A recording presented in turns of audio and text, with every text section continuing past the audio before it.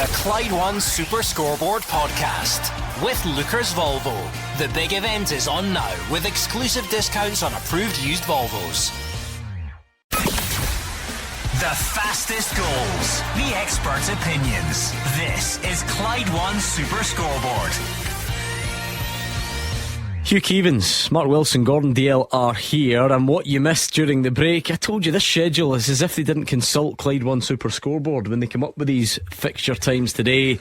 Celtic have started very, very quickly inside 2024. Less than 60 seconds on the clock when Daisen Maeda raced in, put the ball into the back of the net in Paisley, and Celtic lead St Mirren by 1-0. A dream start, Hugh Keevins. Yeah, even though Daisen Maeda, it gave the goalkeeper a chance of saving it, but it's going right through the goalkeeper.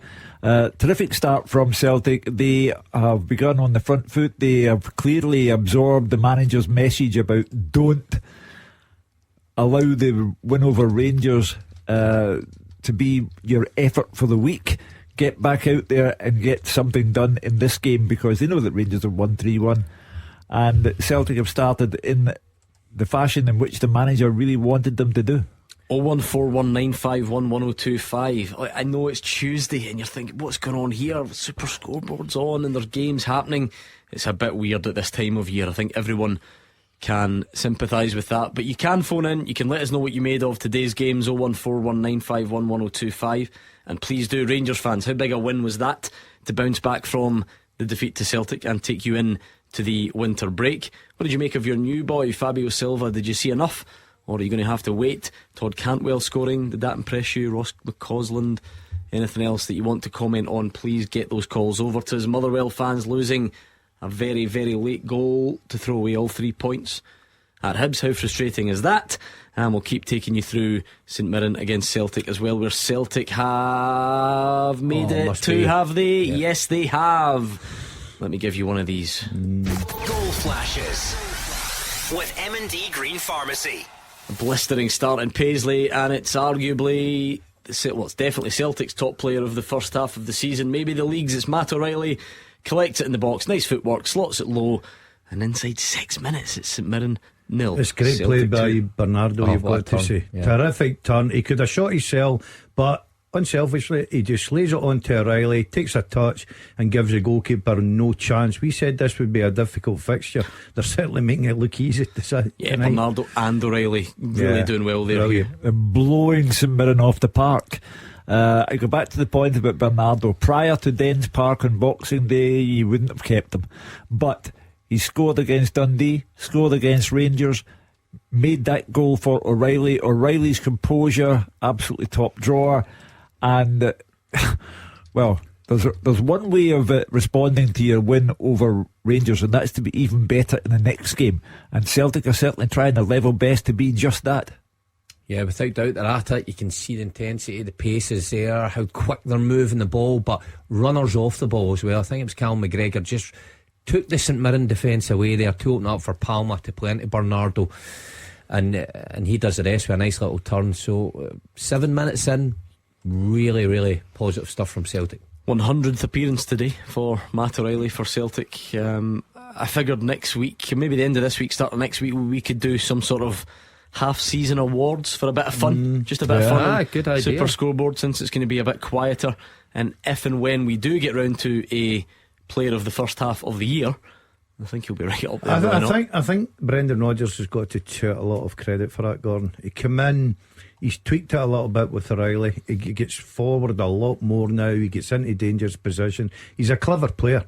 He's not scoring the goals because it's luck. His timing of the run is absolutely brilliant, and he's a very, very good finisher, you've got to say. So I think Brendan Rodgers must take a pat on the back for what he's getting out of O'Reilly just now. He's been absolutely terrific. I wonder how Riley McGree feels. The one that got away. Yeah, the one who should have been Matt O'Reilly, but who decided he would rather go to Middlesbrough, who yesterday lost 3-1 at home to Coventry City. His agent must be a real top drawer. Daz is right though about the manager. There was a lot made about Matt O'Reilly's comments at the start of the season about the differences between Ange Postecoglou and Brendan Rodgers, and how personable Brendan Rodgers was in comparison to Postecoglou.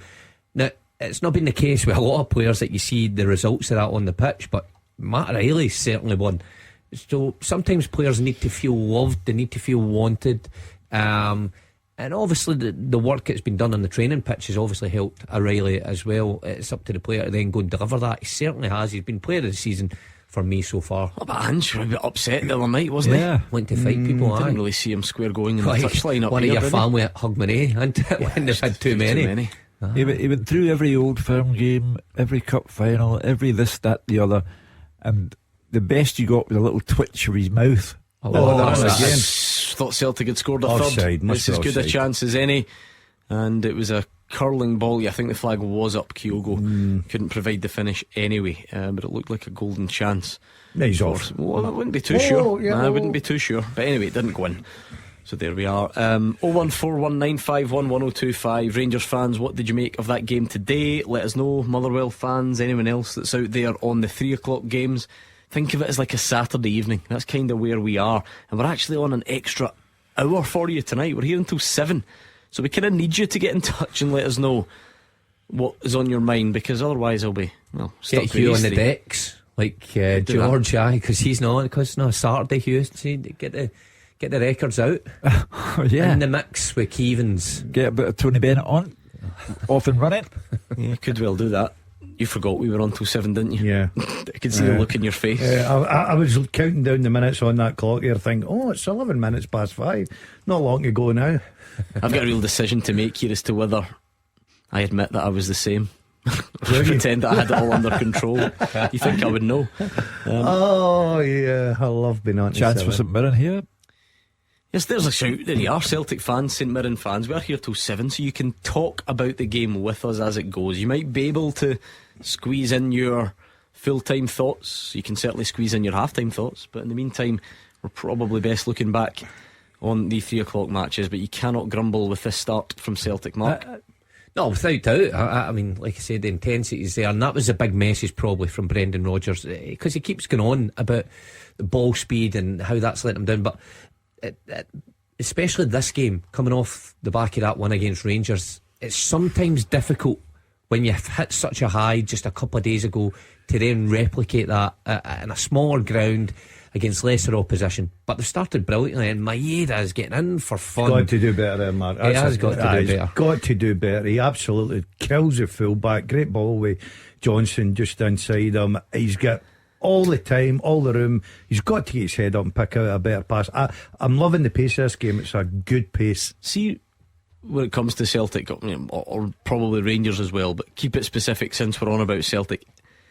Is it really all about the speed of play, Mark? Because the nature of our league, when you turn up in a fixture, even if Celtic are in bad form and even if the other team's in good form, because of the way we are set up, Celtic are always going to have better players than their opponent. Like always, every single ground that they go to, and you can debate amongst yourselves about Ibrox, but that's always going to be the way. So is that like the main failing? Is that the difference between going to these games and struggling and going and doing what you should ultimately do? Well, not just on the ball, the speed of play, but movement off it as well to drag the opponent, out of position, and then playing the right passes at the right pace.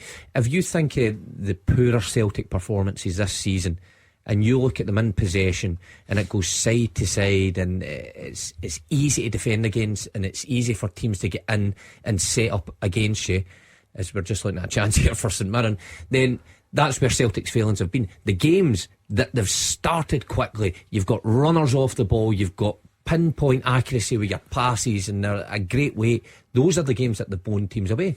And within 12 minutes, that's been the case here at St Mirren. A bit of a warning sign, Gordon. Scales, who's been excellent, obviously, bit of a mistake from him, and not a great attempt at pace by Mike Nawrocki to go and collect the ball, and that allowed a younger to St Mirren to get the chance. That worried me. I looked at that. Like Mark highlights it. He's decent coming out with the ball, good passer and everything. The one thing I think he does lack is that pace. We just seen it in the box there. He's favourite to go and get that ball. He's nowhere near it. St Mirren player just gets in front of him, and it's a dangerous position. He needs to read. If he's not get that blistering pace, he's got to be a good reader of the game. Although to be fair, he's the one that then puts the striker off. He obviously relies on his kind of one-on-one defending when he's able to stand him up Yeah, I think that's a plus for him. I think he's probably a very good 1v1 defender. He's got to be, because he's not pacey at all. And we're seeing him coming out here. He's comfortable coming out and linking up the play as well, which is a big part of what Brendan Rodgers is trying to do. Get his centre halves into the middle part, do the overloads. You're talking about the pace at Celtic play, but you've still got to look at their league campaign. That's 52 goals this season already. So they obviously do something right. But that would have to be a concern for me with Nawrocki, the complete lack of pace. You get caught out time and time again. But anyway, the most important thing for Celtic was that they built on the win over Rangers, and the Rangers fans who had looked at their team winning 3-1 will still be in the car park trying to get away from Ibrox, knowing that Celtic are now 2 up this early in the game. So in general terms, it's been a terrific start for Celtic. There's his lack of pace there. He's 10 yards in front of him. He's got to be. Listen, I think I must see something different for Nawrocki for you, pair. Do you think he's got pace? I'm not saying he's got pace, but Well, it's almost like that's you're waiting for him to do something catastrophic. You've got to judge him for what you see, not for what you've not seen him. Mark, I judged him because I don't think he's got pace, right? And I think that you would agree with that. I judged him by saying he's positives, the way he can come out, the way he reads the game, he's comfortable at passing. So I'm not sitting here just trying to criticise the lad. All I said was I think that he needs to be a good reader of the game because of his lack of pace. And I'm correct in that. And know I'm correct. Not everybody could be as quick as you. Well, that's true. Even Martin Boyle wasn't as quick as me. Even the sprinter, what's he called? Alan Wells. Wells. The gold medalist. Ewan Wells in the start line. Yeah. I'm disappointed that we don't see more footballers racing sprinters. Well, in the days, that's the old days of Meadowbank, away you go and take your chances. Alan was very impressed that day, but I've got to say, I think Celtic. What sort of animal do you think you've been as quick as? That's a great Cheetah. question. Where would you put that? Cheetah. Listen, that's too cliche, too obvious, and we know you're not as fast as a cheetah. All So right, give me okay. something more like a dairy cow or something. Do you know what I mean? Something like relatable. An ox. Well, I'll tell you, a Labrador, or I wasn't. We have to look at something that starts quick because my burst was unbelievable. Right. I wasn't one of these a sheep, taking 5-10 yards. a fox. No, a Foxes are quick. Fox quick, aren't they? Aye. Oh, As soon as you absolutely. scare them, as soon as you see one, they're away. Yeah. But they've not got stamina. I didn't have stamp. No, I I think that could be you then. A fox, but fox in a box. I've not made this up. Did they not get one of those rugby players to race a cheetah a few years ago? Remember that? Have they done that? Remember Brian Habana, the South Africa winger? I Did they? think he raced a cheetah. I'm sure he did. What did they tell the cheetah? Chased a- Listen, come Chased here. a bit of steak on a string or 10 something. I yards. don't know. Off the Serengeti plane, you're racing I'm this sure- guy. I'm sure they did. Strap a piece of meat to him. Well, here's the worry. And lane one. If I've made that up, I don't know how From my, the jungle, the cheetah. I don't know how my brain works if I have made that up. But I'll YouTube it. Whilst we You've get been the bored calls. one day at Yeah. school and thought, "Oh, I wonder what he could beat," and it's just came to light there. He's not giggling at it. Bear with me. You talk about the game while Gordon, Stephen because this is Robinson more looks important. like a man who has seen a ghost. The St Mirren manager can't quite believe what's happening. His side, their lack of pace and inability to read the game is catching them out time and time again. And the Celtic 2 up 18 minutes in, and it might even have been more. So I can't remember a game this season where Celtic started this brightly, this early. Oh, there we are. Brian Habana versus Cheetah. The Yes, ultimate it's race true. for survival. What was the Is it on distance? YouTube? I'm going to watch that when I go 100 home. metres apparently. 100 metre. Oh, who'd you Oh, don't think ruin won? it for me. I don't want to give you the big spoiler. Right, the rugby player didn't win, I would guarantee that. He's still alive. Ate Like, him. didn't eat him. Yeah. Swallowed him in the line. Anyway, I did tell you it's a bit different today. It kind of sounds like a Saturday show, if you like. We've had 3 o'clock games. We do have a 5 o'clock game just to confuse things. But most importantly, you can give us a call and let us know what's on your mind, as Alan has done. Alan, what stood out then? What did you make of Ibrox today? Well, I'm very happy. Oh, by the way, all the best for everybody there. Happy New Year to you all. Thanks for letting me on. Thanks, Alan. Same to you. Just to say that I'm happy with the result there. at 40 minutes, I would never give Rangers a chance with being scoring. The sister of my son, I can't see us scoring here. Be lucky if there's one goal in it. But then the 2 quick goals before half-time made the big difference there. Don't get me wrong, Kilmarnock played really well.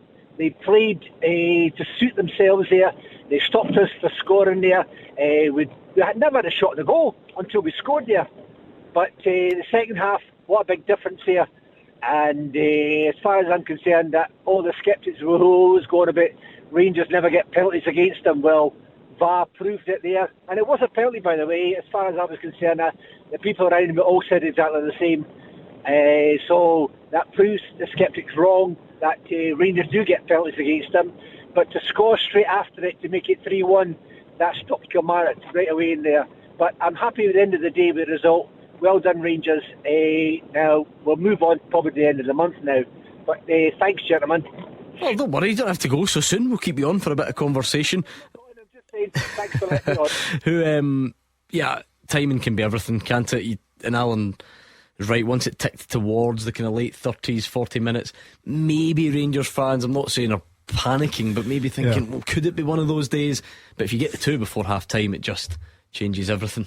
Well, we were having that debate during the match that Kilmarnock had made such an attempt of giving Rangers a game, and it was successful. They had a 1-on-1 Vassell on Butland, and Vassell did reasonably well, but Butland was up to it with a good save. And at that point you thought, well, Derek McInnes has sent them out with the right attitude, right tactics, and this could be a really long afternoon. But then came 2 terrific goals from Rangers, and even though it eventually went 2-1 on the back of the penalty, I don't think there was ever any doubt about who was going to win. And Alan saying he's a Rangers fan, he's got no problem with the penalty award. I think everyone knows that type, don't you? You know they're getting given. You kind of think, what's John Souttar meant to do? But listen, we should be experienced enough now, and you almost just need to take them. Without doubt. I mean, I always sympathise with the defenders, like I say, because in my shoes I'd be the same. What do I do? But it's a penalty kick, and it was stuck away nicely.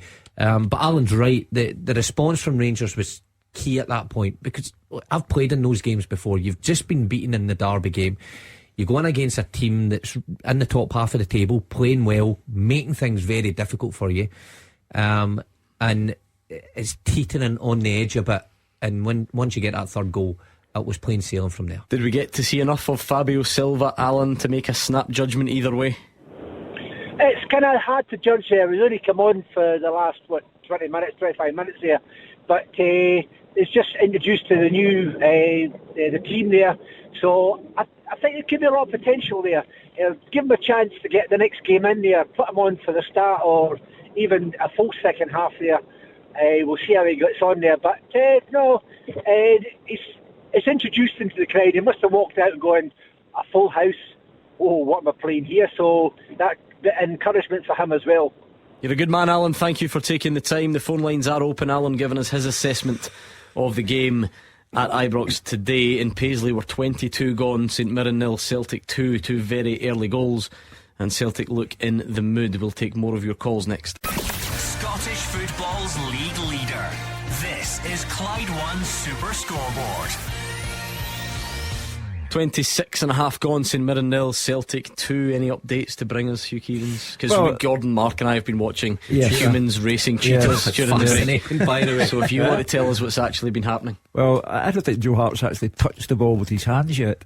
Celtic continue to take the game to St Mirren. They ought to be further in front than the 2 that they have, but they've got an interesting free kick now.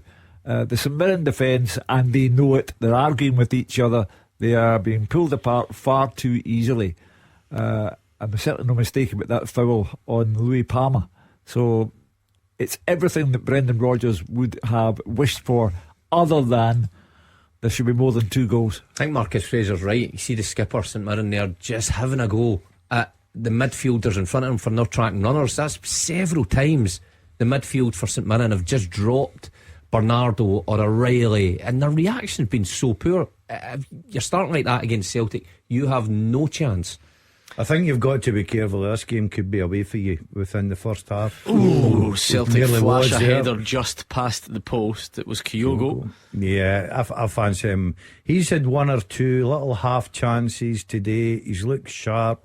I fancy him. Can He'd find Alistair the Johnson back. gamble at the back post? He's at the back post for that reason, just to gamble off the first contact. And Kyogo would do well to score from there. It's the second one round the back. Johnson's got a tap in if he keeps going. There must have been something flawed about Alistair Johnson's training methods when he was a kid. Exactly. Yeah, bad education.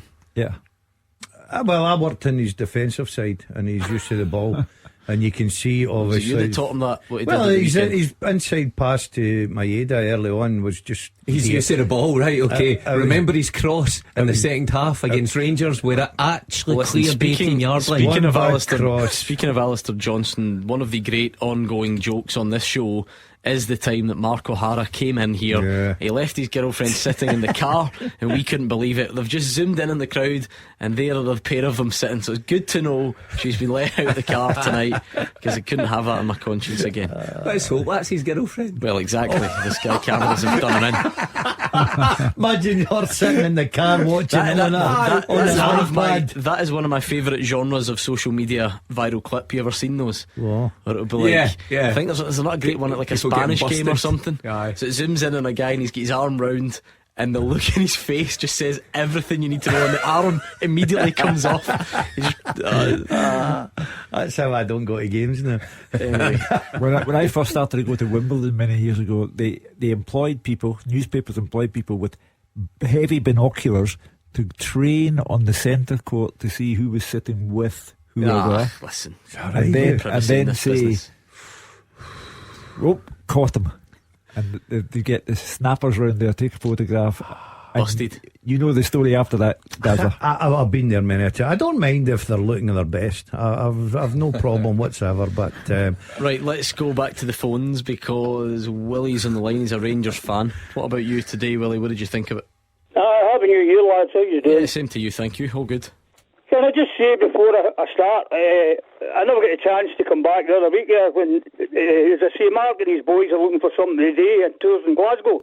Why does he not go and visit the new Rangers Museum Great shout. and read about Willie. real history and see? It's all interactive and everything. I think you'll really enjoy it. Do you think he'd get welcomed in? Well, does he wear a hard hat? don't ask, you don't get it. Actually, I need a hard hat if I You turn need to up to wear a that. hard hat. Is it free as well?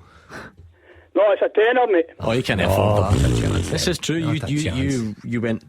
You were viral. You were a famous participant in the Central Station tour a couple Aye. of weeks ago. Oh, it was amazing. So amazing. Willie's suggesting you go down to Edmiston I House. like all museums, I do, but You want to go along? I think I'm Give it a busy. miss. I'm busy this year. Well, Willie, we'll try and twist his arm. What did you make of today? Obviously I'm a bit happier. As I say, it was looking a bit iffy again. You know, it could have been one of the days at half time. It was good to see that boy Silva getting on. I don't know much about him, but I was reading the day in the paper. I don't know if you've seen it or not, or you've seen it. That Paulo Sergio, remember him? It was a Hearts manager. Maybe 6-7 seasons ago. I remember him well, yep. Aye, well, he reckons that he's not an out-and-out number 9. He needs a partner. So whether that would maybe be Dessers, who's playing a bit better, or even Cantwell, they might be a great pairing. I don't know what you think, Peter. I think You know? you could see enough today that he's certainly not an out-and-out striker. Already? We've gone pigeonholed Well, in 15 minutes. You know, Willie asked for my opinion, and I'm giving Willie my opinion. You may have a different one. Oh, it's not that I do. It's just you said we've seen enough, and I'm just wondering if we have. That was the royal we being folk You're from, on fire. Go for it. we being folk Don't from backtrack Bearsden. now, mate. He doesn't look like what Willie would recall to mind, the Chris Boyds, the Nacho Novos, the Ali McCoys. But he's certainly not that Willie, is he? And funnily enough, talking about Ali McCoy and Chris Boyd, none of the two of them could play up front themselves. Kenny Miller could, and he did for Scotland umpteen times. Boyd couldn't play up front himself, and neither could McCoy. Think about it. Gordon, He needed a partner. we didn't see very much. No. If people can have made a judgment, fair play to them, but I'm just not He looks able. like, right, and I'll tell you where Hugh and Willie's going with this. He's not just the McCoy was a box player, right? Everything, he came alive in the box, and like Kyogo, sometimes you don't see Kyogo for long spells of a game, and then he just lights up the game, a movement in the box. Silva tended, when I was watching him, he likes to link up the play, he likes to come a little bit deeper, he likes to run at defenders. I thought for his 20 minutes, 25 minutes, I thought he'd done all right, Gordon. It's a hard one for him coming on. It was a difficult game as well, but it was at home. The boy would have probably been a bit nervous as well, maybe trying a little bit too hard. But look, that's him settled in now, and it'll be interesting once he gets his first goal. That's what he needs. When you go to Rangers and you're a centre forward, and all the talks about the big price tags and everything that goes along with it, just getting the goals gives you so much confidence. How would you sum up where Rangers are at then, Willie, as we head into this break? Well, I mean, look at that, the handball the day with Suter. I mean, as soon as cheating beating goes to that monitor, you know it's a penalty. Steady, right? Willie, come on, because he's not here to defend himself, and you get me in bother. Allegedly, but at the end of the day, as soon as he goes to the monitor, you know what I mean, whether he's not sure or whatever. But what's Suter supposed to do? He's going to ground. What can he do with his arm? It's not an unnatural position. And talking about defending with Gordon, with that Alistair Johnson, I mean, he was used to playing body basketball. That's how he used to put the ball out on Saturday. Well, this is the thing, right? And whether it is about Alistair Johnson or John Souttar, let's not act like we're new to this. Like this handball thing has been happening for a few years, and since VAR came in the microscope, Willie might not think that was an unnatural position. John Beaton does, and I do think lots of other refs would, Mark. Yeah. But again, some sort of caveat, whatever it is, you've said it as well. You're a defender. If you're kind of going down the line like that and you slide to block a ball, your hand's kind of bound to come up. Refs, lawmakers, IFAB, whatever, they don't seem to care. So by modern standards, I don't think that one today was hugely controversial. No. Even if you want to say where's John Souttar supposed to put his hand? Not at all. I mean, refs don't take that into consideration now. And like, if you're asking me about the rules, I do think it's unfair, and maybe it should be reformed in some way, but I don't know how we get there. But that is just the laws. And when you look at Rangers over the years, Connor Golson springs to mind anyway. There's been a few of his handballs that maybe could have went the other way that they've got away with. So look, today's was a penalty, no doubt about it. So there's no point in complaining about that. Well, it's the first penalty Rangers have conceded in the league for 2 years. You can hardly accuse the referee.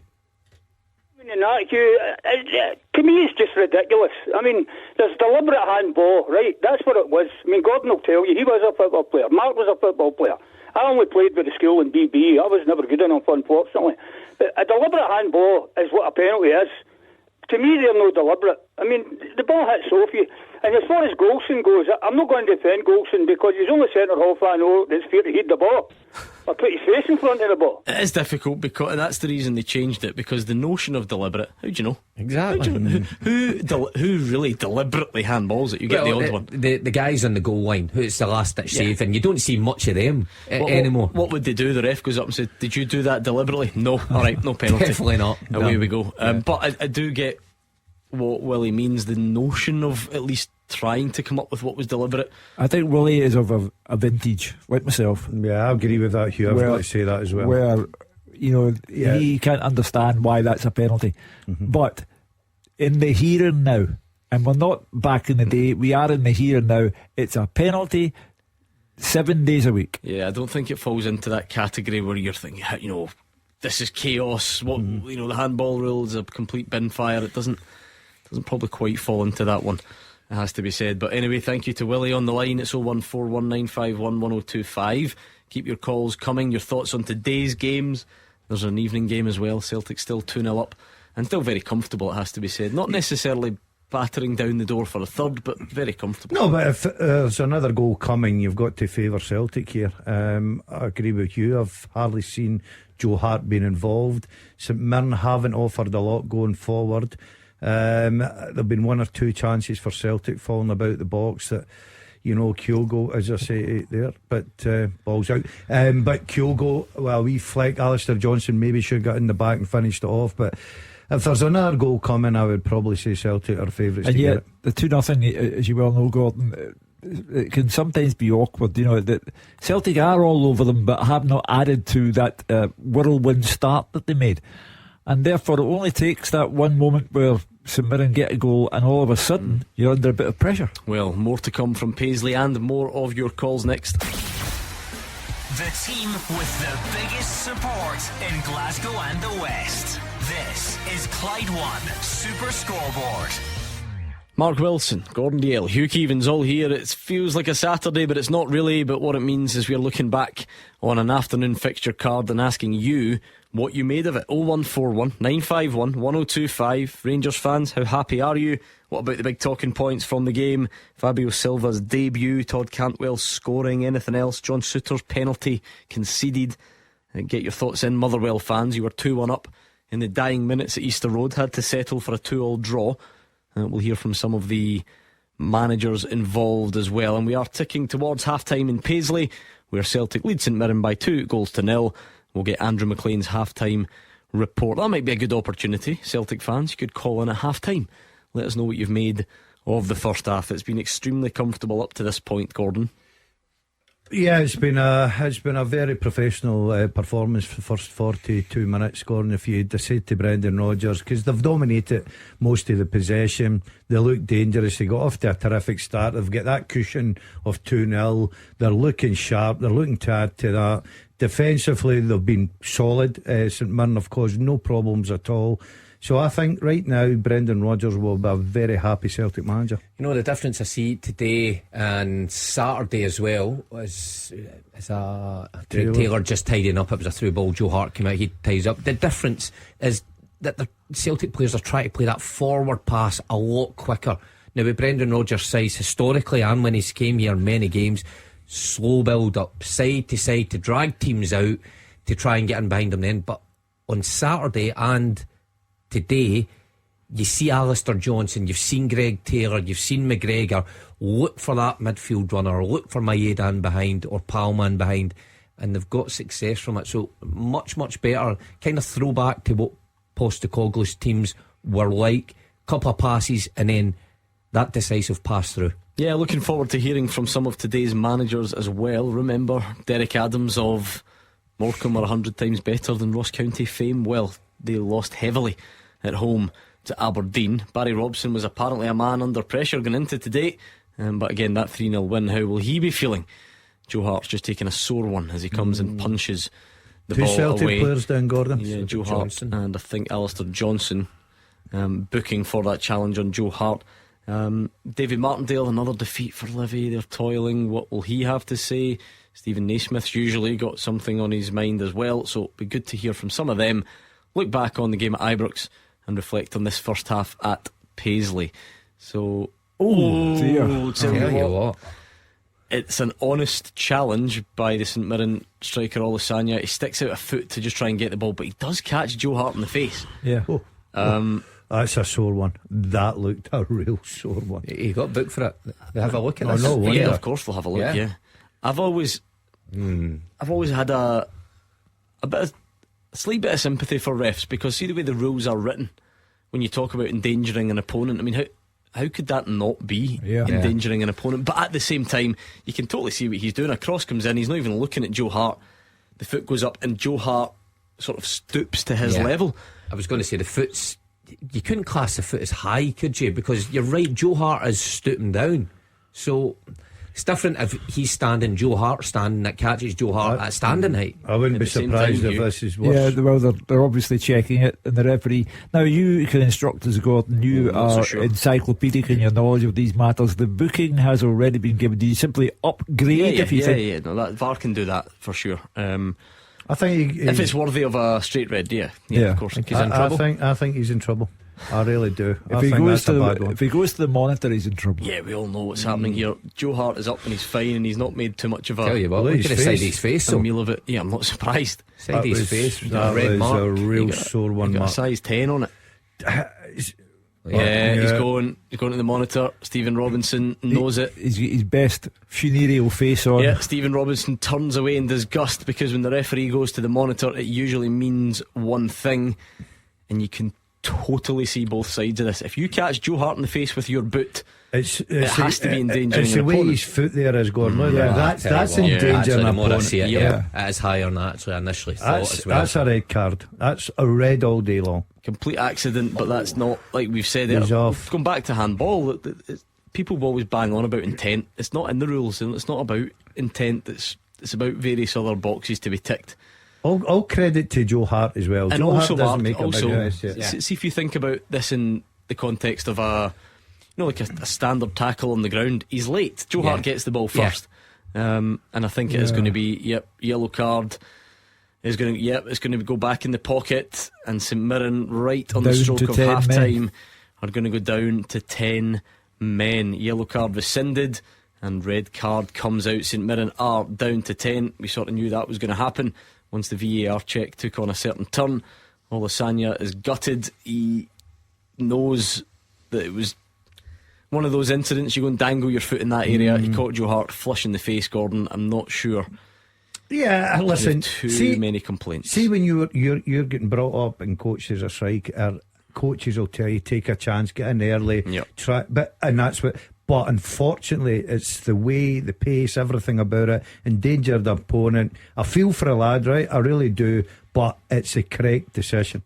Yeah, no way around it. So now you have a situation whereby Celtic are 2 goals up and it's 11v10. Now, when it was 11v10 against Rangers, Brendan Rodgers said his one and only concern about the game was the way Celtic managed it when they had the numerical advantage, and he felt they didn't handle it well. So we've got first half ending any second now, and I think in the dressing room Brendan Rodgers will be making that point. It's how you handle this now. Yeah, without doubt. And again, all about speed of play. Try to move St Mirren's 10 men or 9 outfield players around the pitch as best they can. They've done it well here, but poor ball from Alistair Johnston at the edge of the box.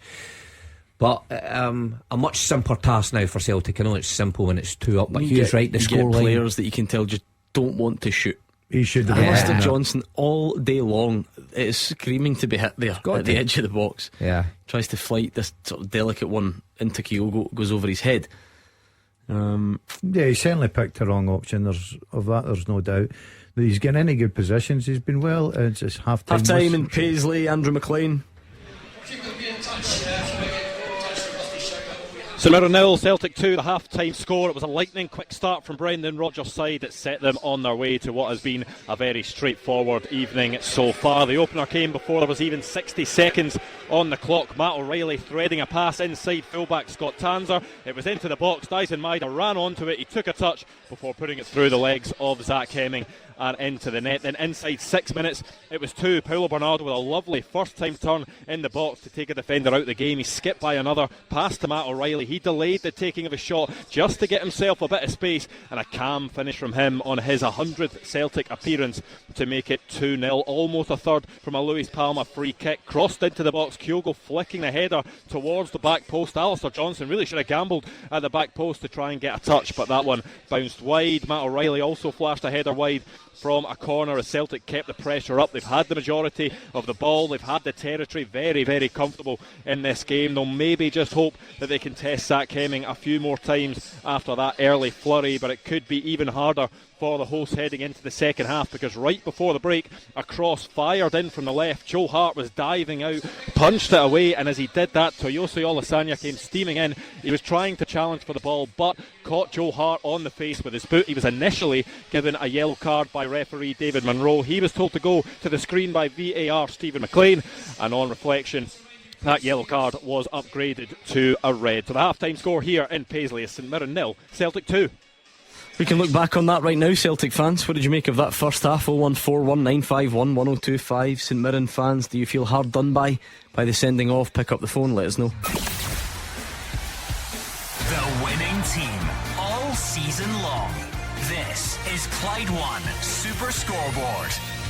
Mark Wilson, Hugh Keevins, Gordon Dalziel are here doing many things at once, reflecting on that first half at Paisley, where Celtic lead St Mirren 2-0. St Mirren down to 10 men. Looking back on today's games and taking your calls. 01419511025. Andrew McLean is in Paisley. Andrew, Stephen Robinson looked pretty disappointed in the sending off. What was the kind of feeling like in the stadium?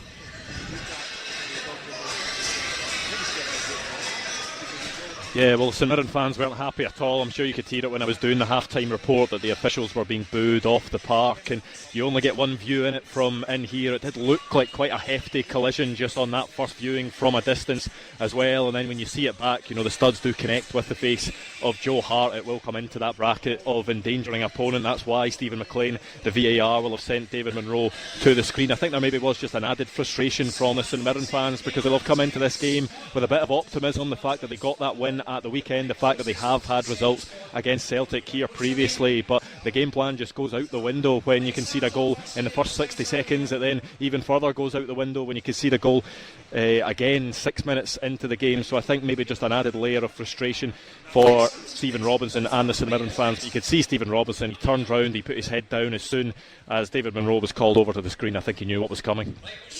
Yeah, it kind of reminds me a bit. Remember David Turnbull got one? Was it in the last season? He kind of jumped up higher than that, to be fair. I think, to be fair, caught the goalkeeper in the face. I keep seeing Hugh, a lot of people on social media, and it's a really understandable human reaction, saying that's an accident. The rules don't seem to make allowances for that. I mean, sometimes maybe it does look that way, but I don't see how you can take sides in this issue, because it was endangering an opponent. That Joe Hart could have been very seriously injured there, accidentally or otherwise. He could have been very seriously injured. The fans that Andrew McLean was speaking about booing the referee, they are not getting the benefit of the close-ups that we are getting, and on reflection they would have to agree the referees took the right course of action, aided by VAR. We don't agree on much by the looks of it, even those people who have seen it. I suppose, Mark, again, maybe another way to think about it is that, imagine there's a ball played along the ground, Joe Hart clears it, and then Olasanya's studs accidentally land midway up Joe Hart's shin.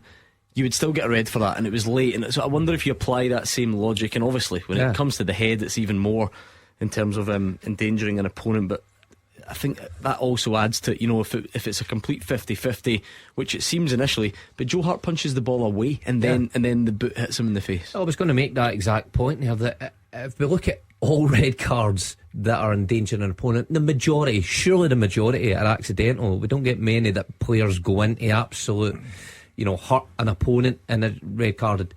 Everybody has got the best intentions of going for the ball. The bad thing for Olasanya is that he mistimes it. Joe Hart gets there first, and he clearly catches him with a straight leg into the face. So of course it's endangering an opponent. I feel for him, again, like Daz says, as a striker he is entitled to try and get across the goalkeeper, but he mistimes it, and it's the correct decision. I totally agree. When I watched it and then I looked at the replay, I thought, he's in danger here. And I think the referee got to the right decision with the help of VAR, but it's a definite red card because it certainly endangered the goalkeeper. You can be partisan, but surely to goodness you cannot look at an incident like that and not be fearful where the goalkeeper is concerned, because and through no fault of the St Mirren player, he is genuinely going for the ball, but he, in the course of going for the ball, very much endangers Joe Hart, and it's a head knock, and you simply cannot be partisan and say to be fair though, it doesn't have to be partisan. By looking at social media, Chris Sutton, who's on television commentary, doesn't think it was a red, and if it was about partisanship, I think we know which side he would fall on. So it's not always necessarily about that. If you said white, Sutty would say black. Anyway, 01419511025. St Mirren fans, you can have your say on that issue. We can look back on today's football as well. Usual number, or you can tweet us at Clyde SSB. We're looking back in the game at Ibrox. Let's hear from Philippe Clement. That it was a really good performance against the team that I respect a lot. They won 3 out of the 4 old firms until now this season. It's a difficult team to break also, because they play really well structured, organized, with a lot of physicality, but in a positive way, I mean that, with good transitions, set pieces. So we had to be on our toes, but my team did that today, and they showed a lot of quality with 3 good goals, 3 really good football goals. good combination play and good other chances also. We could have scored more.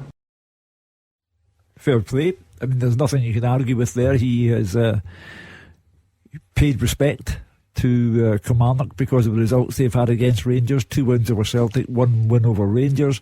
But his team played the better football. End of story. I think it was all about the 3 points today, Hugh. The reaction after the disappointment at the weekend and the Celtic fixture. They had to get back to winning ways. They had to, they were playing first, get the 3 points on the board, put a little bit of pressure on Celtic. It's certainly not working with the way Celtic are playing in Paisley tonight. But in front of their home fans, I know that one or two of the callers that were at the game didn't say it was pretty, but it was all the timing of the goals and the introduction of the new signing as well. So it's been a decent day for Clermont and Rangers. Always thought it was a dangerous game for Rangers coming off the back of that defeat at Celtic Park against a Kilmarnock side, very well organised, but with players that could hurt you at the top end of the pitch as well. And it almost went against them when Kelly missed their chance. But Rangers did create enough in the first half and did probably deserve to go in at the break. We didn't. Derek McInnes will be aggrieved it was 2-0 because the game's gone in. But to be fair, his team came back out. But the most impressive thing was getting the goal after that penalty went in against them, because that settled the nerves again. And after that, they should have added to it. Todd Cantwell should have scored again. And to get players back from injury, huge bonus. So they'll go into the break knowing what they have to do. The interesting thing is signings. I wonder who Clermont will bring in and if they'll be in for the start of the league resuming again. Well, Rangers fans, get your thoughts in there. We'll keep you up to speed on anything you need to know before the second half starts in Paisley. Let's bring in Graham, who's a Rangers fan. How's it going, Graham? Hi, good evening, all. Happy New Year to you all. Same to you, Graham. What stood out today for you? I just wanted to call and talk about Yilmaz, actually. Nobody's really mentioning him. I actually thought he had a really good game at Parkhead, and I thought today he was outstanding. I know that Barisic is out with an injury at the moment, but I'd quite like to make the case for the fact that it's really his shirt to lose now. I think the main thing Barisic always brought to the table was his crossing ability, but actually, Yilmaz's crosses today were pretty spectacular, I thought, and I think he's actually starting to kind of develop that part of his game. He's just really high in confidence as well, I think, so just wondering what everybody thinks about that. Well, it's one of the things me and Daz disagreed on. He'll speak for himself, but I think he's going to say he prefers Barisic and he should play. I've said for a while now, Yilmaz looks to be better defensively and just gives you more. Now, I get the Barisic argument, and Graham's right. In the final third, his delivery is great when he gets here, but the games I've seen Yilmaz coming in, and Graham's right today, I think he got man of the match today. He was impressive, an assist today. So, yeah, I would agree with that. It'd be very harsh to come back and Yilmaz is at the team. But, look, who knows if Clermont fancies Barisic more. I don't think he's doing himself any harm, the way he's playing, his performances. Obviously, Graham was at the game today and recognised he had a terrific game, you've got to say, man of match. It's going to be interesting when everybody's fit and we return to obviously the games and competitive games, and when the big games come up, who the manager sees as the number one left back. But Yilmaz, it's taking a time. He had a few injuries. Barisic was obviously number one, but you've got to sit there, you've got to be patient, you've got to wait for your chance, and he's certainly grasping it. I mean, that is 4 games in a row now for Yilmaz. Just hold that thought, Graham, because I do want to discuss more. But very quickly, Andrew, any changes at the break?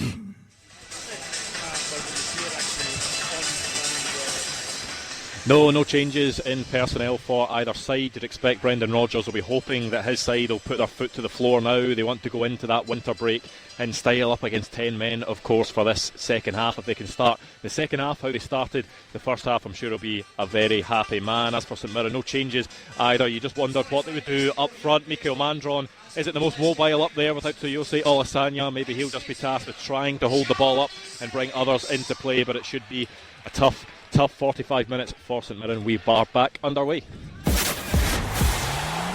Clyde One Super Scoreboard Goal Flashes with M&D Green Pharmacy. From prescription deliveries to health vaccines and everything in between. There we are, just getting the second half started there, which is bit of a strange schedule for us on a Tuesday night. Certainly it would be weird enough on a Saturday. So Graham, here's what the manager, this might interest you because you've obviously phoned about Ridvan Yilmaz. This is what Philippe Clement had to say about him. I think it was the best performance I saw from Ridvan until now. So he's also one of the players who are growing, but I have to say that about a lot of players, if I compare with 11 weeks ago, how they played and how they are playing now, I see a lot of players who are growing, and that's the road we need to take. Well, certainly sounds like he was impressed, Graham. Yeah, I think he's right. I think that what he's saying is correct. He really is. He's taken the. I just like the fact that he's taken his chance. He's been given the shot. He's had, as Mark said, he's waited a long time.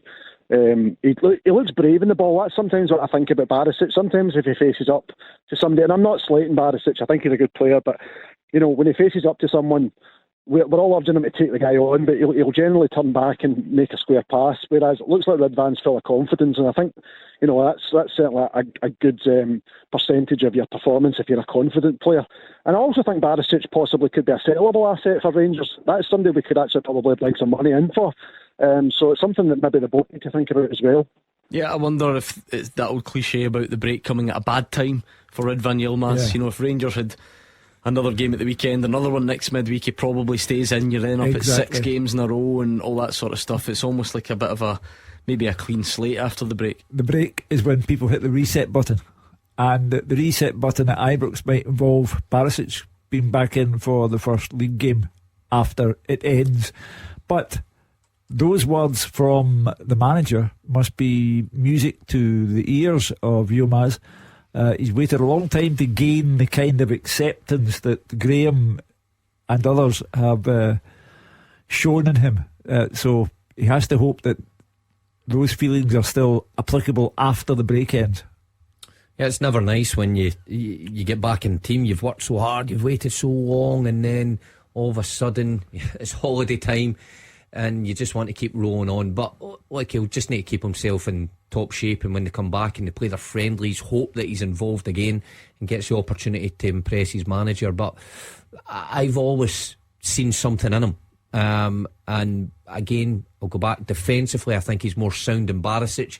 Maybe lacks with his delivery, but showed today that he's got the composure when he does get in and around the box to pick out the right targets. It's a good point, Graham. Thanks for bringing it up. That was Graham on the line. Second half underway in Paisley. Liam Scales has had a shot from outside the box. He was challenged just as he hit it. It's gone out for a corner.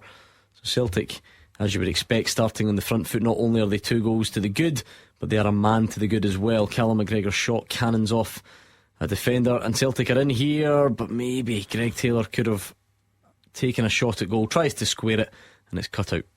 Good defending that, I think, from St Mirren, actually, because I think Celtic worked that well. Little pass fed through, cut across, bodies in the right place at the right time.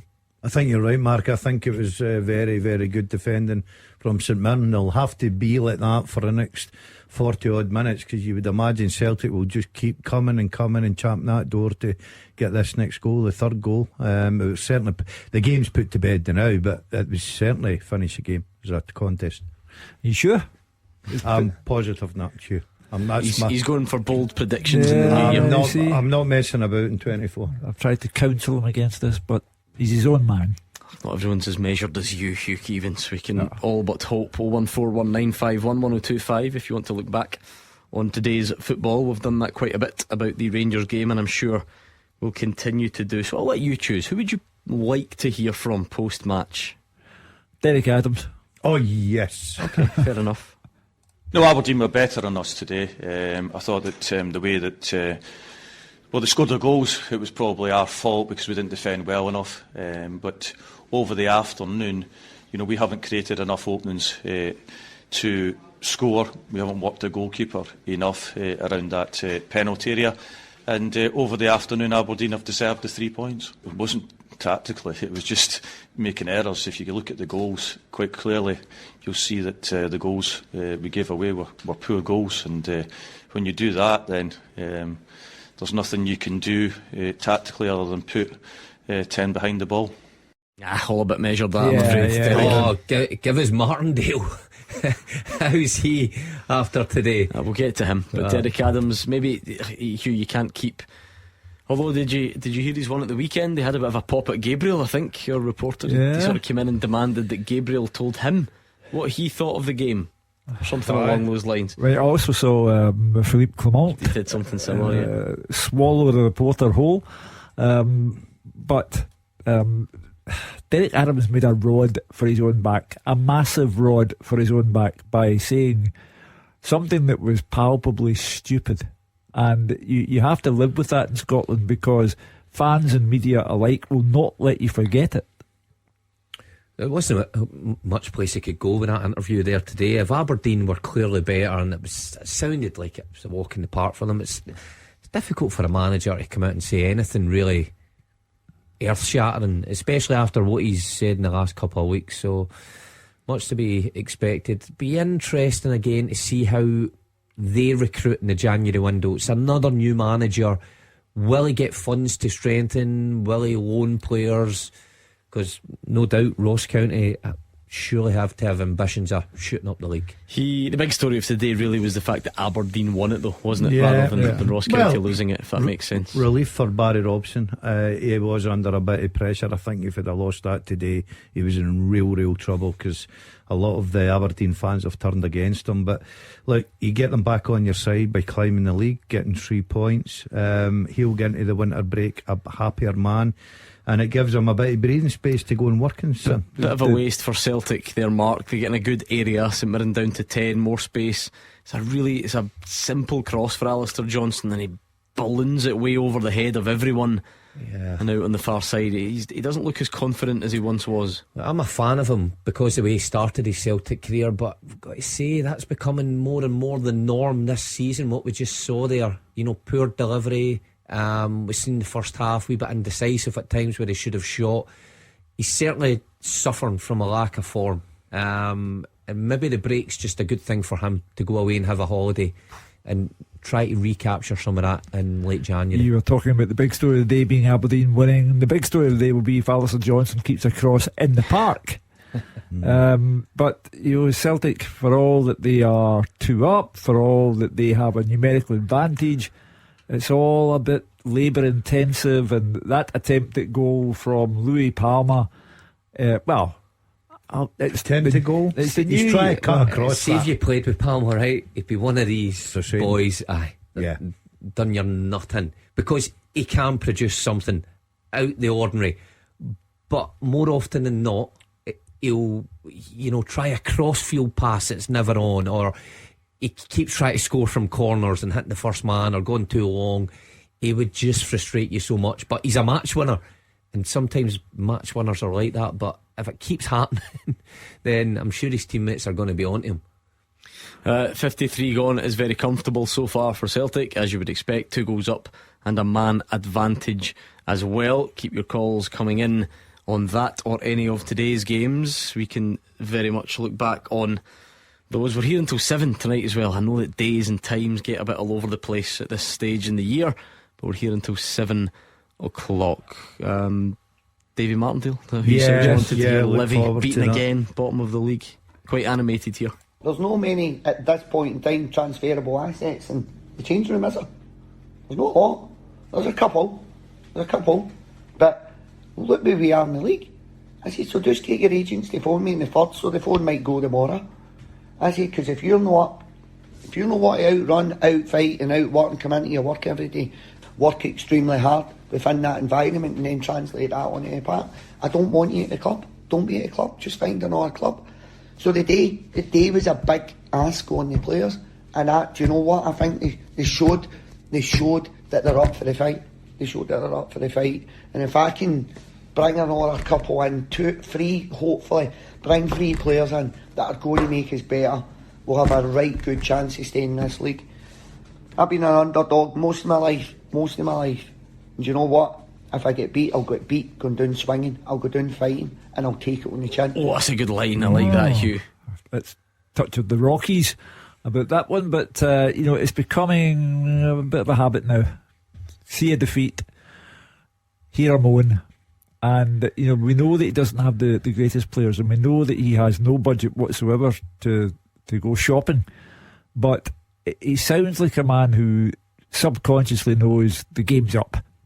and he's having his say, but subconsciously he knows the game's up. I think he's tried every single thing in the manager's book, and nothing's working for him. It just seems like he's running out of ideas now, Davey. I've got a lot of time for him. I think he's a terrific lad. Look, if he can bring in 3 players, like you said, they need to be really decent players if they're going to get out of this trouble. But I just think it's one year too far for him. I think they're a certainty to be in the Championship next year. I understand the way he goes about his business and the way he manages and the way he coaches and that fire in the belly, and he really gets players up for it. And Livy teams in the past, they're hard to play against, looked like they were terrified to let their manager down, would run through a brick wall for them. Now it doesn't seem like that this season, and the turning point is Hugh's right. When you continually come out and have a go at the players in the dressing room, I mean, that first line saying about there's not many transferable players in the dressing room. If I'm one of the players sitting in the dressing room, how do you think I'm feeling about myself? I get what you mean, but if he's saying like there are no good players in there or whatever, that would be really harsh. But they must know. Who at Livy's sitting there thinking I could be sold for good money here? I understand that, but what you don't want to hear is the guy who's trying to coach you and make you the best player saying there's no many I know, but that can mean a number of things though, because you maybe take into account like age and contract status and all the rest of it. You could actually be good and still not be a good sellable asset. I don't know if you'd hear many managers say that about any of their players. Now I know Livy, it's a unique situation sometimes there, but it's always risky. You can do it maybe once, come out and say that wasn't on from the players and they've let me down and I'll take the blame every other time. I think when you're coming out in consecutive weeks and saying similar, by his standards that was quite gentle. When Davy Martindale took Livy to a cup final and was on News at 10, became a national figure, it was on the back of Davy Martindale saying we're working a miracle here. Now he's decided that there's no miracles left, and it all sounds a bit bad tempered now. Tame shot from Maeda. Celtic look to add a third. Yang has come on. Who does he replace? Palma. I think they're making heavy weather of it now. It's 11 Celtic versus 10 St Mirren, and they're making heavy weather of it. Approaching the hour mark. More of your calls and the latest update from Paisley Nick. The fastest goals, the experts' opinions. This is Clyde One Super Scoreboard. If we take a break, Celtic tend to score. It's happened a couple of times tonight. Greg Taylor has made it 3. It is a stunning ball over the top from Paulo Bernardo and an emphatic finish from Greg Taylor. And now changes being made. Gustav Lagerbielke is coming on. We don't see much of him in league action, but on he will come, and Leah Labada will join him. So no return to action yet for Rio Hatate, but Mike Nawrocki's not played a lot of football recently.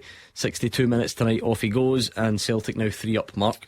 Well, starting with a goal, what a fantastic goal it was from a short corner, well worked, and Bernardo, who has certainly changed my mind over the last couple of weeks, plays an unbelievable pass. Hard for Greg Taylor because it's coming over his shoulder, and it's a terrific finish. So easy street for Celtic. Couple of changes. I wonder if Nawrocki's got an injury, because why would you not just keep him on and play 90 minutes? Well, 90 minutes? He's not going to play.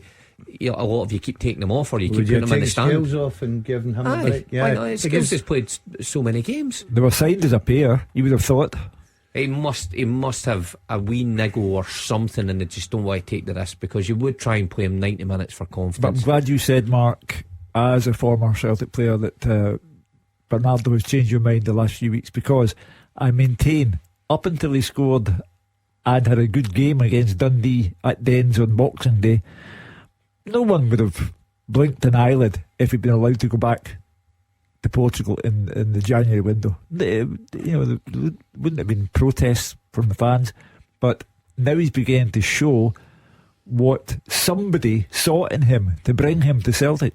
I've got to say, I think he's been excellent so far this afternoon.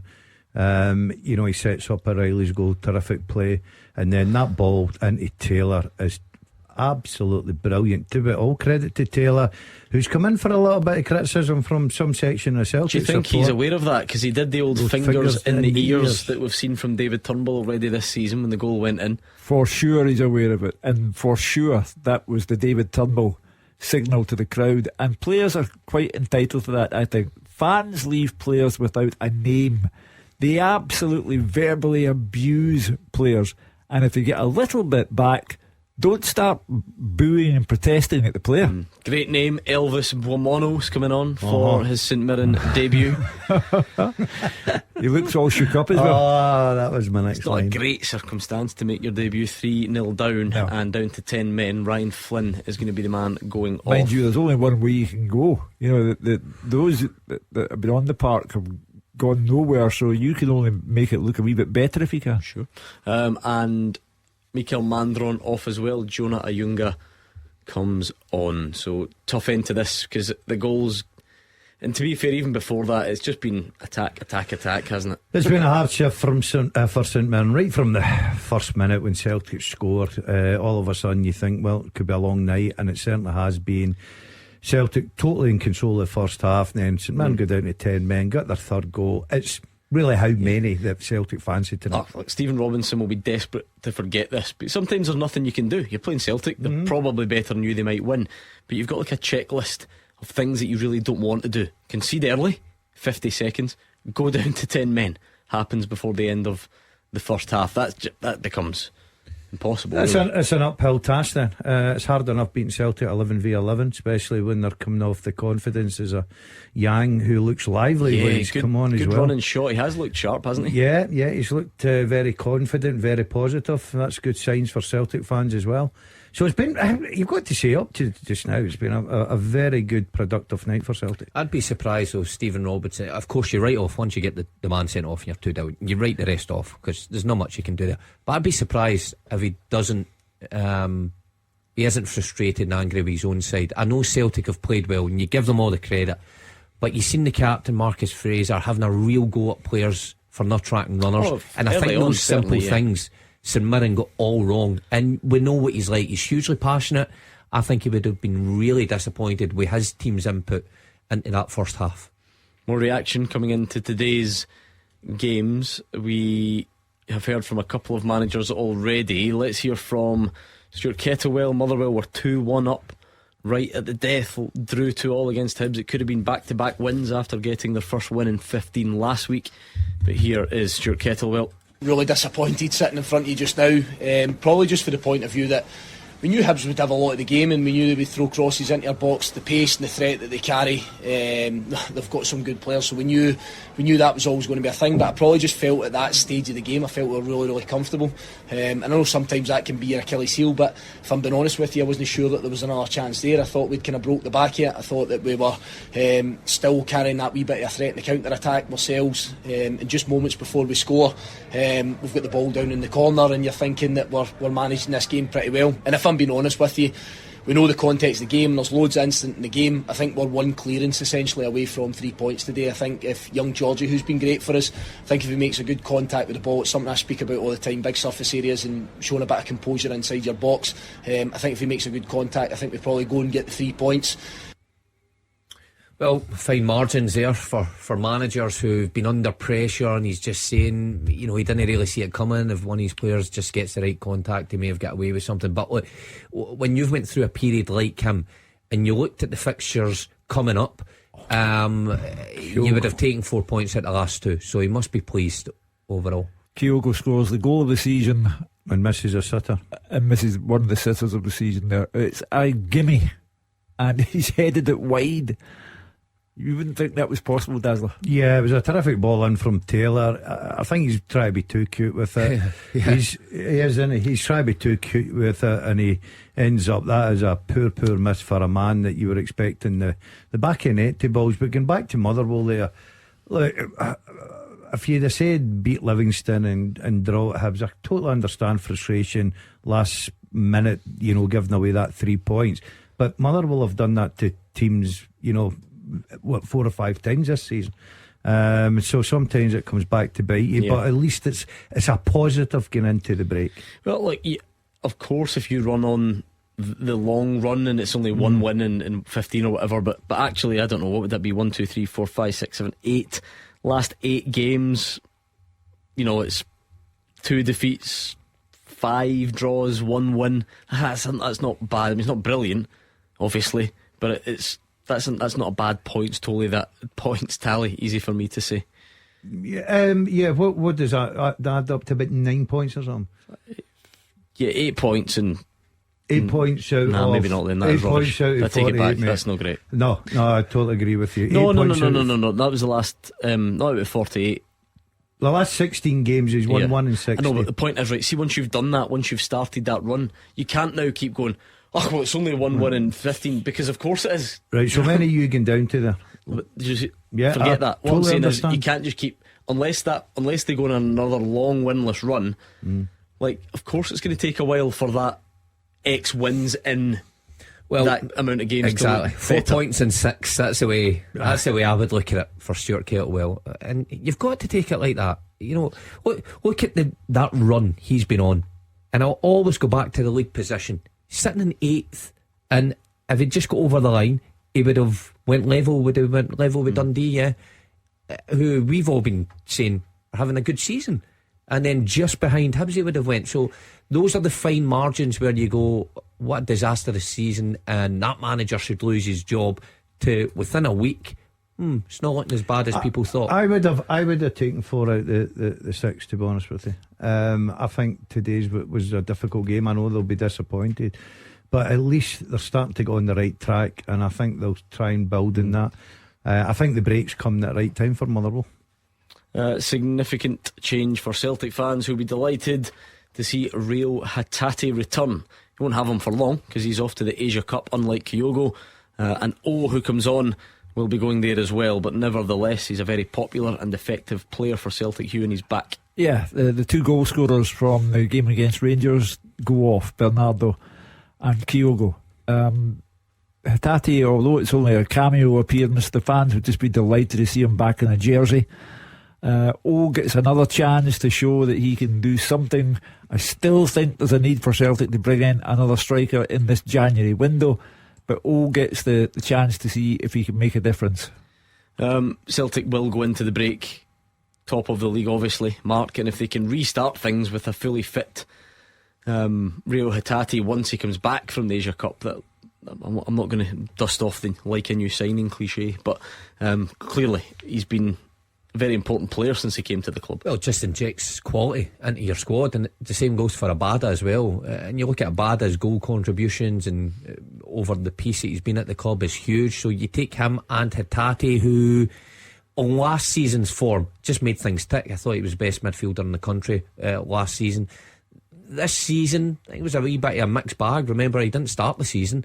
Great double save. What a save that is from the goalkeeper. Out. But to be fair, he also barely started this season, did he? He's hardly played. That's what I mean. So he's done very little this season. If you get him back fully fit, there's no doubt he walks into the side, and he's back playing at the level he was last season. He will walk into any side. So it's a real boost for Brendan Rodgers. So the need for lots of signings might not be there, but Hugh keeps going back to the 4 that he said he needed. I just wonder if he will get the go ahead for those. I think a big boost for him has been the form of Bernardo. I think that Hugh was right. I think until the Dundee game, nobody would have blinked an eye if he left the club. But I think, and even today, for the 60 odd minutes he was on, I thought he was excellent. So maybe give Brendan Rodgers a little bit, thought to say, do I need to add in that position, because he's got Hatate coming back fit. You've got Bernardo in there. You've got good quality with McGregor and O'Reilly. So I think Brendan Rodgers will be quite happy with a lot of the squad now. It is lashing down in Paisley. Looks like a miserable night. If you're a St Mirren fan, you've seen your side trail for pretty much the entirety of this game. They've been down to 10 men for a while. This will be a forgettable night for the home side, Mark. Yeah, it certainly will. We're seeing the opposite of the multi-ball here. Matt O'Reilly actually having to wait for a corner kick. Wonder if St Mirren are just trying to slow things down. It's a nice move as well, and then it's Matt O'Reilly who gets it wrong at the last minute from the set piece. Yeah, but hugely disappointing for St Mirren, but Celtic will be delighted at how they finished this period. Right, David is a Rangers fan. Oh, just lost him. I thought we were going to get David on the line. Hold fire, we'll try and get him back, because remember, the open line is here. Very rare you can see a game and say of it that the home team were never in it. Yeah. And St Mirren have that first 50 seconds were, well, they were good. you know, that's the lack of professionalism. You know, we lose a goal in the first minute. I'm always telling people that and I'll tell Stephen Robinson next time I see him. But you know, the home team have never been in it, and Celtic are 3 up, but could be 5, 6, whatever. It's been murder, this mark, because you like to, I don't know, to try and save some face. You obviously want to go and get a goal, but you just know that Celtic are desperate for you to come on to them so that Yang and Abada and everyone else can run on in behind. Well, that's it. They've got plenty that are willing to do that, and plenty with the quality to pick the passes that will unlock the door. Incredibly difficult side to play against when you've got 11, never mind 10. Again, a slick pitch that the ball's moving quick. So you start committing bodies forward, you could be on the end of a 5 easily here. Hugh is right. The goalkeeper has actually been in decent form as well, made some good saves, could be much worse. Still 15 minutes to go. You're just wanting your winter break to come now. Yeah, Rio Hatate, I think it takes a nick, goes out for a corner. He lined one up from outside the box. I think we've seen him do that a fair few times in his Celtic career. St Mirren's only hope here is a postponement. The way that's coming down. Yeah. Not even get my brawly. That's fairly chucking it then. Yeah. Yeah, it's going to be somewhat home for you here. Got to that stage of the game where we're analysing the weather. Do that to me. Well, you walked home and hugged me, That was I was around the corner. 2 in the morning, honestly, like a young thing. Oh yeah, wandering up the road at hand 2 in in the hand, morning. singing away. What were you singing? I got you, babe. Oh, lovely. I get you. Superb. Is that Sonny and Cher? Yeah. I like that. I like the idea that Hugh Keevins does those things. We have a Calls song. the wife babe. We have a song. Which is? I get you, babe. No. Go on. He's not going to tell us. Just keep No. I sang it to my wife in the Grand Canal in Venice on a river taxi. That's right. What song is it again? My Foolish Heart. Superb. Honestly. I don't know how Celtic haven't scored the fourth here, because Zach Hemming is... They're waiting till we go to a break. Busy man. It's actually a good effort from Mo. He gets across the front, diving header, well saved, and then double is it save. Yang on the rebound? I tell you, it's a brave header as well, because he looked at Joe Hart and what happened to him first half. Now that, you know, through no fault of anybody's, he's put his head in where, as an old former footballer used to say to me, where the noses get broke, and he got away with it. Good save from the goalkeeper. Alex Grieve, who at times is a good goal scoring option coming off the bench for St Mirren. I'm not sure if he'll have many opportunities, but he's replaced Caelan Boyd Munce for the last 13 minutes of normal time. It is one of those games you look at the manager and think, look down. Celtic now hit the post. Did that hit the post? Or did it go wide? So. I think it was a Liam Scales header. Definitely something he's got in his locker, Liam Scales. Outside the post, was it? Yep. He's the only one at Celtic Park right now. He's a throwback to bygone days. Centre half comes up, and he's the only defender at Celtic Park that can do that regularly. Yeah, he scored an impressive one. Was it a couple of weeks ago? Was that against Livy? Was it? Yeah. At Celtic Park. Yeah. Wasn't too dissimilar to that, albeit he glanced at far post on that occasion, I think, didn't he? Yeah. But there's one in the running. You know, I think we can all agree Matt Riley's probably shading it, but Liam Scales, who would have seen him playing any part in this Celtic side? Never mind being an outstanding. What you're telling me is that when we do our half-season awards to fill a quiet winter break next week, you want me to create a categories, surprise of the season category, and that should be in the end of season awards, because what most improved? Most you improved. want the PFA to bring in the most improved. I feel to get that as a kid, I seen 2011 at Celtic. I think I might have been the running for that because I came into the side late, and then who won it? The most improved. I don't think it's not an award. I'm saying there should have been an award. I still got in Team of the Year though. So I'm telling you, you're going to need to get creative to fill this winter break. Couple of weeks of top flight only, no top flight, I should say. You need to get your thinking caps on. We will come back with more updates from Paisley next. Scottish football's league leader. This is Clyde One Super Scoreboard. 83 gone in Paisley, still St Mirren 0, Celtic 3. Mark Wilson, I don't know how it's still 3. Celtic have had various options at goal, but a combination of tame finishing and good goalkeeping and defensive blocks, it does remain 3. Yeah, I'll give the goalie credit because he's made some decent stops, but there's no doubt Celtic should have done better with their finishing. Abada, the most recent one, to have a couple of opportunities that he should have done better. Yeah, amazing. Games like this where it's just one-way traffic and that fourth goal just won't go in. I don't think Brendan Rodgers will be too annoyed. If you're Stephen Robinson, you just want the whistle to go, winter break to start, Hugh Keevins. Yeah, and he's handy for the airport. He might as well go over and get away right away, because I repeat, rarely do you see a game where the home team have never ever been in it at any stage of the game, and the only consolation for Stephen Robinson is that it's 3-0 Celtic. It could have been conceivably 7 or 8. Yeah, I can't disagree with that. A bit of combination of poor finishing and terrific goalkeeping. But I think that when he looks at the first part of the season, Stephen Robinson will be, I know he's not been in great form, we got a terrific result at Pittodrie, but to be in 5th in the Premier League going into the winter break, I think if you'd have said to him at the beginning of the season that's the position you'll be at, he would have snapped your hand off for it. So as much as you'll be disappointed today, overall I think you'll look back and think, yeah, it's been not a bad start to the season. Hearts are up to 3rd after that win at Livingston today, or they started the day in 3rd anyway, didn't they? But they've strengthened their hold on it. Here's what Stephen Naismith made of it.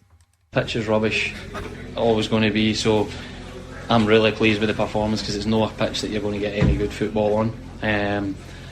It's a battle in these games, the way the ball bounces, that if you let the ball bounce you're in trouble defensively, and also the timing of your runs are most important in these games. I thought first half they get the better of the fight, they were picking up second balls, we played deeper. Second half we were much better at that part, and then we had our bits of quality. When we made our runs at the right times and we played the right passes, we created chances, and I think that was, you work every day about the main things you want to be as a team. When you're playing pitches like this, you can get sucked into going, but we do this, and I don't think you can, it's not worth the risk for me. And one of the biggest criticisms was our away form in previous years. It's another game where we look like the team that's going to win. We then get ahead in the game, we manage it well, we even get the setback of the penalty. I've played in the Hearts teams that crumble at that point. It's a big improvement. I like that. No diplomacy. The pitch is rubbish, and he's correct. And with all respect to Davy Martindale and Livingston, their pitch and Kilmarnock's pitch are anti-football. Stephen Naismith said it there. You can't play football on those pitches, and you won't be at Livingston next season because they'll be down in the Championship, and Kilmarnock are changing theirs to grass. So he has put it as firmly as a man can, and Stephen Naismith is quite right. The pitch is rubbish, and his team had to rise above it, as all teams who go there have to do. You've got to like Lawrence Shanklin's style. He's got 7 goals in his last 6 games, but he started missing penalties just to make it a bit more interesting. He's missed 1 today, 1 in the derby last week, and still got 7 in his last 6. Well, he's just a player in form, apart from taking penalties, that's for sure. His range of finishing is incredible. It goes to show you, penalty kicks aren't as easy as people make out. 12 yards and put it in the back of the net. You see top players missing them, and he's certainly a top player at this minute. Now, I'll be surprised, hugely surprised, if Shankland is still a Hearts player by the end of January. David Friel was saying earlier on, I don't think he's in any rush. If I'm Shankland at the age I know I've got a contract, but I am in a rush. He's never been as hot in his career as he is now. You've got to strike you when you're hot. He's had to build a career. He's been at so many clubs. No one spoke about him back then the way they do today. So this is his big chance in life. It's either a bigger club than Hearts, or it's a bumper contract at Hearts, which reflects his status as chief goal scorer, club captain, and only hope. But even at that, Hugh, a bigger contract, I think when you're at his stage, I think he'll be well paid anyway. But what is the wage cap at Hearts? Of course it'll be decent, but you want to go to a club that's...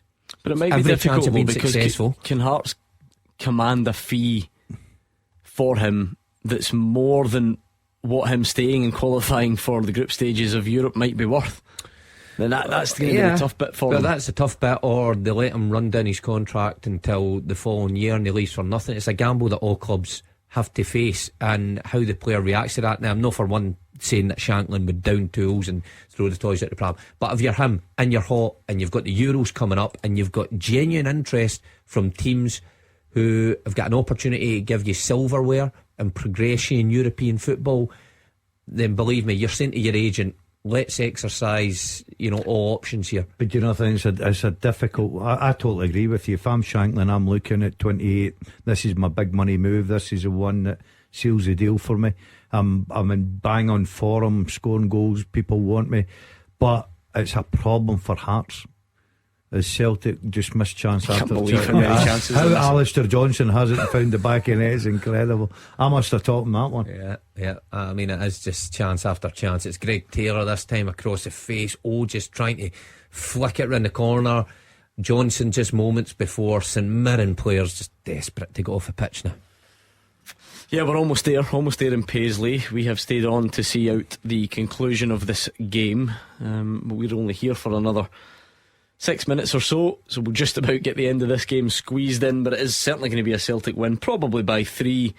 Maybe they can grab another in the last minutes of additional time. I suppose at the end of the day, Celtic's task was to take the 5-point gap back up to 8 following Rangers' win against Kilmarnock. That has been achieved and then some. So Brendan Rodgers in that regard will be happy with his day. Never mind his day. I think the past 10 days or maybe 2 weeks since that loss at home to Hearts, the pressure was on. It was really on for him, and he had to negotiate Livingston, Dundee, Rangers, and away to St Mirren. And you highlighted it, Hugh, right after the Rangers game, that this was a tricky game for Celtic and they needed to get the job done. They've done it 4 times when the pressure was on, and they can go away, regroup, maybe sign players and come back stronger. Feels like Yang's looked really sharp, Gordon. Is that the challenge for him? I feel like he maybe has actually done that in a couple of sub appearances, but maybe to turn that into starts and really impacting games. Yeah, he's been very positive tonight, which I like to see. He's come on the pitch every time he gets the ball. Yes, we've looked at one occasion where he ran the ball just right out the pitch, but I would much rather have that. I'd much rather have my wide player, especially with pace and trickery, going at defenders, causing them problems. And he's certainly achieved that this afternoon when he's come on, because I think he's looked very lively indeed. Yeah, 3 additional minutes. We've already played 1.5 of those, so I think it's safe to say it's pretty much going to end this way, as Matt O'Reilly tried to put a cross in. He's not happy with it.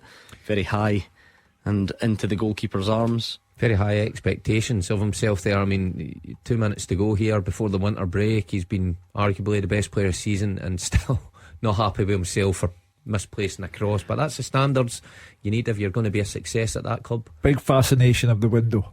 What if someone comes in from Matt O'Reilly? What do Celtic do?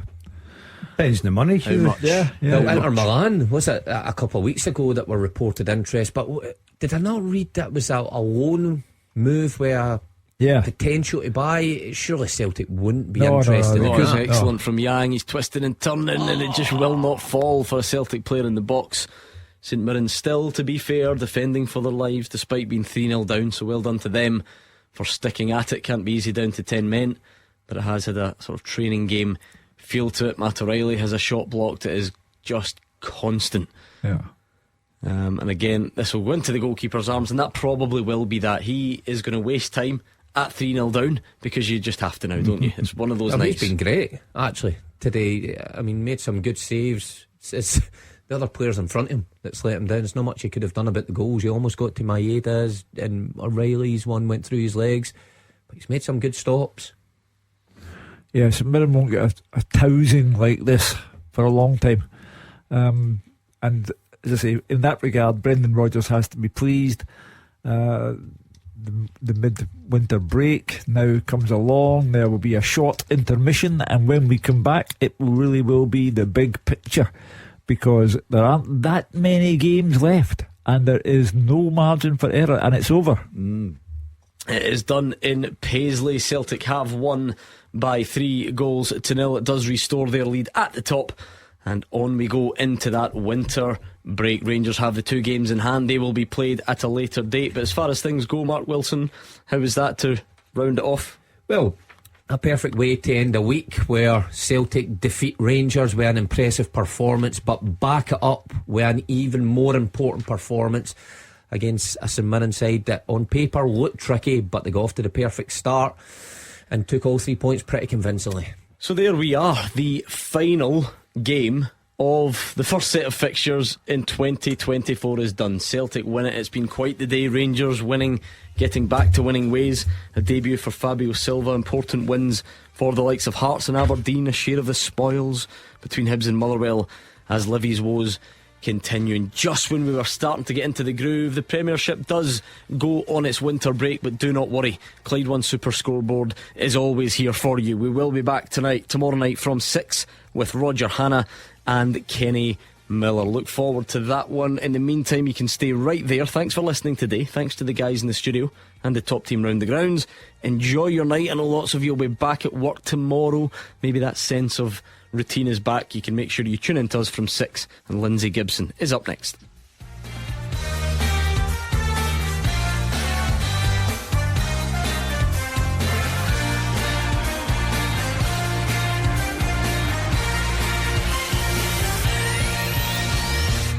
Clyde One Super Scoreboard with Call Robert Accident Repair.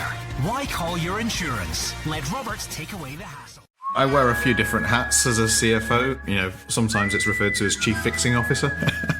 Wherever there's a fire in the business, I'm often there first.